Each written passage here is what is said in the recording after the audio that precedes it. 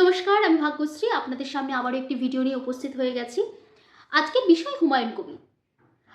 কালকে মুর্শিদাবাদে হুমায়ুন কবিরের একটি বিরাট বড় সভা ছিল। সেই সভার মধ্যে উনি তার নতুন দলের নাম ঘোষণা করলেন এবং নতুন দলের প্রার্থী পর্যন্ত দিয়ে দিলেন। এ যাবৎ বাংলার রাজনীতিতে এই প্রথম কিন্তু কোনো নতুন দল গঠন হতে হতেই সেই দলের প্রার্থীও চুজ করে দিয়েছেন। এই এই যে হুমায়ুন কবিরের দলের নাম হলো জনতা উন্নয়ন পার্টি, JUP। এই JUP তাতে কি লেখা আছে না, বাংলার জনসাধারণের স্বার্থে নতুন দলের সূচনা হচ্ছে।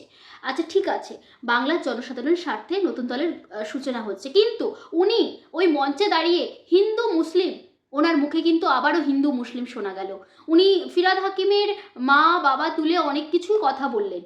এইটা করে সত্যিই মুসলিম সমাজকে নতুন পথের দিশা দেখাবে, নাকি মুসলিম সমাজকে আবারও গাঢ়তালিকায় ফেলে দেবে? এই প্রশ্নটা বারবার কিন্তু উঠে আসছে। ক্রস মুসলিম ক্রস কেন বলছি, এই জনাব ফিরহাদ হাকিমের বাবা বাড়ি ছিল বিহারের গয়াতে। ওনার মা ছিল একজন হিন্দু রমণী, হিন্দু মহিলা। তিনি আর পৃথিবীতে নেই, মৌলানা আজাদ কলেজের অধ্যাপিকা ছিলেন। তাহলে মা হিন্দু, বাবা মুসলিম, ওই জন্য ক্রস বললাম। অর্ধেক মুসলমান অর্ধেক হিন্দু। এদিকে বালিগঞ্জে যে প্রার্থী ঘোষণা করেছেন নিশা চট্টোপাধ্যায়কে, উনি বলছেন যে নিশা চট্টোপাধ্যায়কে উনি বালিগঞ্জের প্রার্থী দেবেন না, উনি সেখানে মুসলিম কোনো প্রার্থী দেবেন।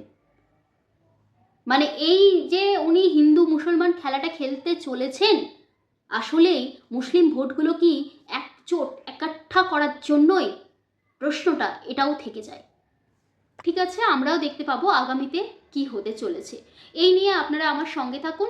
ভিডিওটি ভালো লাগলে লাইক, কমেন্ট, শেয়ার করবেন এবং চ্যানেলটি সাবস্ক্রাইব করে পাশে থাকবেন। নমস্কার।